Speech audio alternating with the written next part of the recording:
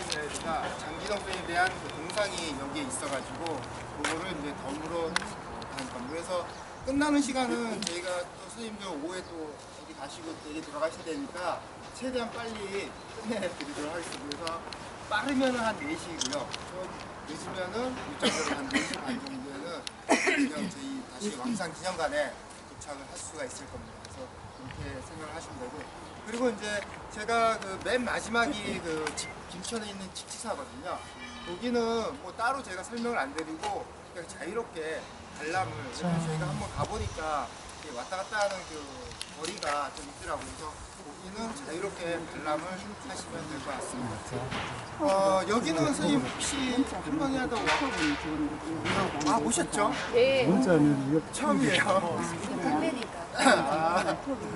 저희 여기는 이제 다 아시다시피 왕산 허이 선생님이 태어나고 이제 뭐 성장했던 장소입니다.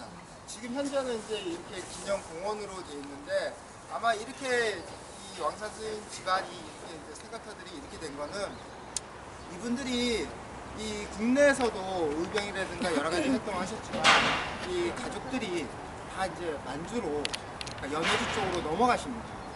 그러면서 이제 뿔뿔이 흩어지시거든요. 그래서 어떤 분들은 뭐 국내에서 세상을 떠나신 분들도 계시지만 주로 보면은 거의 다 연해주, 멀리는 카자흐스탄까지 가서 세상을 떠나신 분이 있더라고요. 그래서 그런 사정으로 인해서 이렇게 좀 이 생가를 지키지 못한 그런 부분도 있지만, 그래도 이렇게 기념공원으로 이렇게 남아있는 것도 다행이라고 생각합니다. 그래서 저도 이제 지난번에 한번 그 왕산 허이 후손분들하고 만났을 때도 이 생가를 복원하고 싶다는, 아니면 비라도 이렇게 만들고 싶다는 그런 말씀을 항상 해주시더라고요.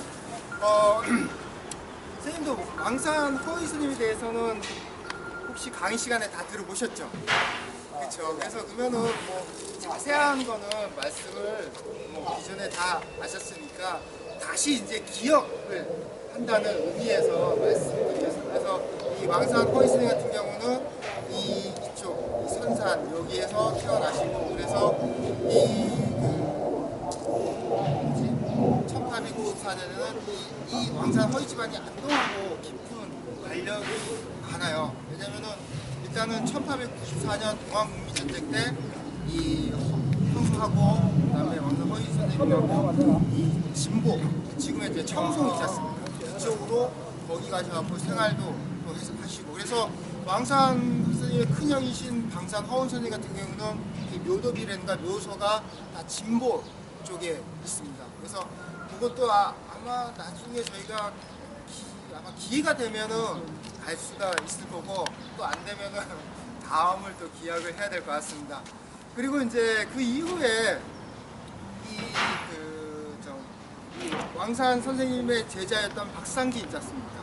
이런 분들, 그 다음에 거기 뭐 권영만이라는 분들, 이런 분들 같은 경우도 다 당시에 이 진보, 청송에 계실 때 그런 관계를 맺게 되는 것을 볼 수가 있고요.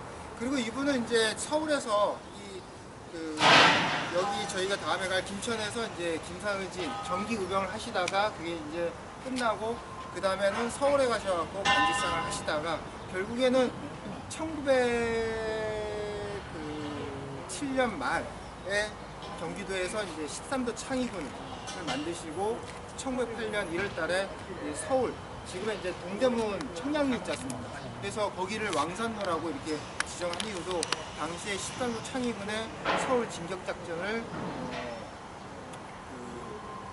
그에 대한 의의를 달아서 이렇게 왕산로라고 표치고 있습니다. 근데 이 왕산 허이 선생님들도 마찬가지였고, 이 경상도에 당시에 경상도에서 활동했던 의진, 그리고 다른 뭐 경기도에서 활동했던 의진, 그리고 강원도에서 활동했던 의진들이 이 전반기 때는 1990년이나 99년에는 모르겠지만 이 1905년 울사조약 이후로는 이 서울 진공작전을 많이 시도를 하게 됩니다.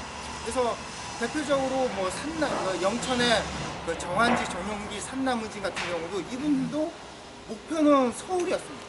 그러니까 왜냐하면 서울에서 이러한 일본군의 그 일제의 세력이 점점 강화되면서 뭐 다른 활동을 할 수가 없으니까 이 중심부를 그 공격을 해서 탈환하겠다 이런 시도를 많이 하겠습니다. 근데 그 시도 가운데 여러 시도 중에서 이게 그래도 어느 정도 성공을 한 것은 이 왕산 허위선생이 이끌었던 13호 창의군이었습니다. 여기에는 원래 그 왕산 허위선생님이 총대장을 나서는 게 아니고 바로 밑에 있는 군사장으로 나섰습니다. 근데 이 위에 있던 그 총대장을 나섰던 이인영 선생님 같은 경우는 처음에 나섰다가 집안에 상이 있어가지고 그냥 문경으로 다시 내려가십니다. 그래서 그렇지만 그런 우여곡절도 있지만 아무튼 13도 창익을 이끌고 이 돌대문 서울 정상을 펼친 거는 왕산 허위선생님. 그리고 이제 나중에 다시 잡히셔가지고 서대문에서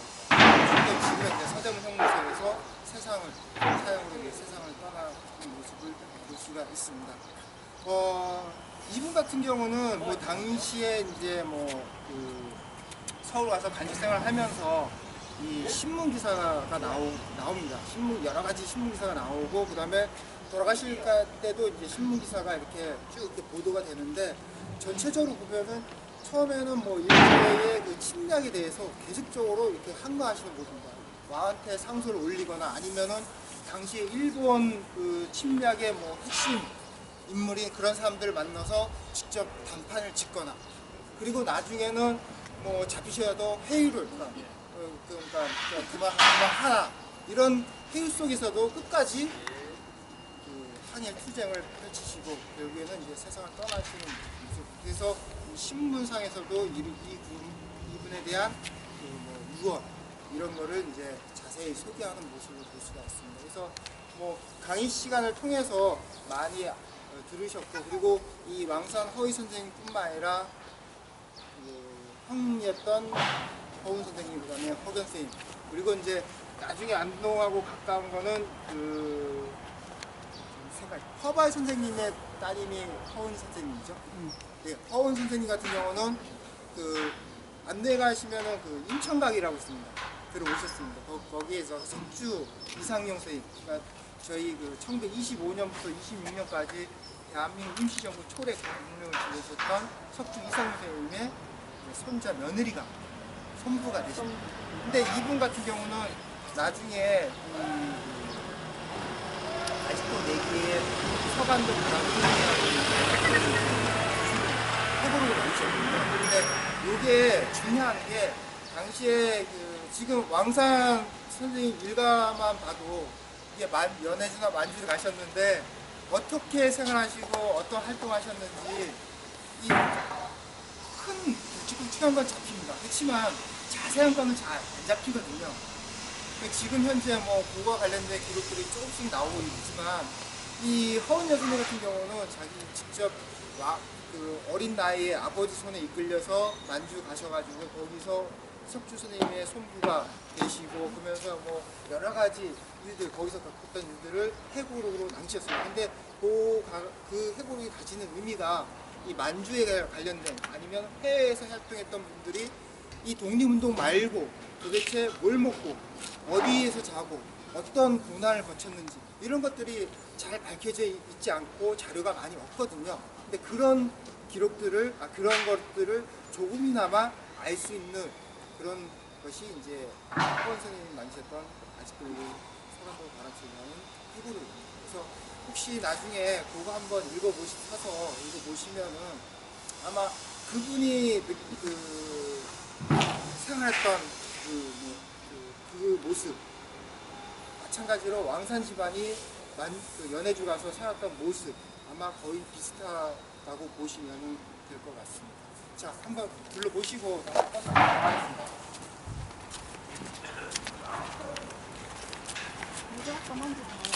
안 가도 좋다.